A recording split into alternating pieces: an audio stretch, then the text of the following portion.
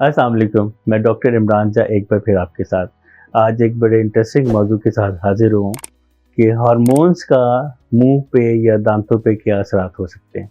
Topic पे जाने से पहले आपसे रिक्वेस्ट है कि अगर आप मुझे देखने वाले नए हैं तो मेरे चैनल पे तमाम वीडियोस को पूरा देखें, सब्सक्राइब कीजिए, लाइक कीजिए, कमेंट कीजिए, मुझसे सवालात पूछें जिनके जवाब देने की कोशिश करूँगा। दोस्तों अहबाब में शेयर करें, बेल आइकन को टच करें ताकि मेरी वीडियोस बर वक्त आप तक पहुँच सकें।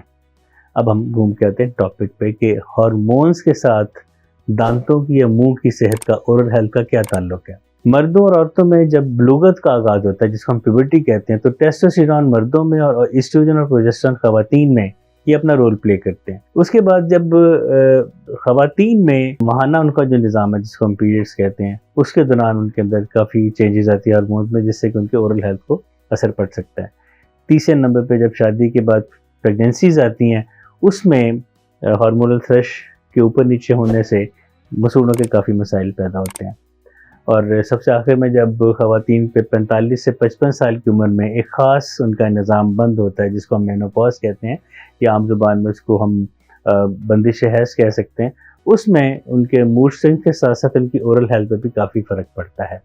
होता क्या है कि प्यूबर्टी के अलावा जो बाकी मैंने 3 बताई, उनमें एस्ट्रोजन की कमी बेशी से, ख़ास तौर पे मेनोपॉज में एस्ट्रोजन नामी हार्मोन जब बहुत कम होता है तो उससे दांतों के और मसूड़ों के बहुत से अमराज पैदा होते हैं। अब अमराज क्या हो सकते हैं? गम डिजीज़ हो सकती हैं, मसूड़े फूल सकते हैं, सूज सकते हैं, ब्लीड कर सकते हैं, उनमें सोजिश हो सकती है, इन्फ्लेमेशन हो सकती है। या दूसरे नंबर पे क्या होता है कि ड्राई माउथ या ज़ीरोस्टोमिया, जिसका हमने अपनी वीडियोज़ में बेतहाशा जिक्र किया कि ज़ीरोस्टोमिया से, मुँह के खुश्क होने से जो हमारा थूक है वो जो हार्मफुल बैक्टीरिया को वॉश करता है वो कम हो जाता है, और ड्राई माउथ में दांतों के कीड़ा लगने के इम्कानात बढ़ जाते हैं। तीसरे नंबर पर सेंसिटिविटी आ सकती है। इनके हार्मोन्स के ऊपर नीचे होने से ठंडा, गर्म या मीठा लग सकता है। इसका हल ये है कि रेगुलर चेकअप कराया जाए डेंटिस्ट से, अपनी डाइट को हेल्दी रखा जाए, फाइबर्स डाइट खाई जाए ताकि कोई भी चीज़ आपके दांतों से चिपकी ना रह जाए।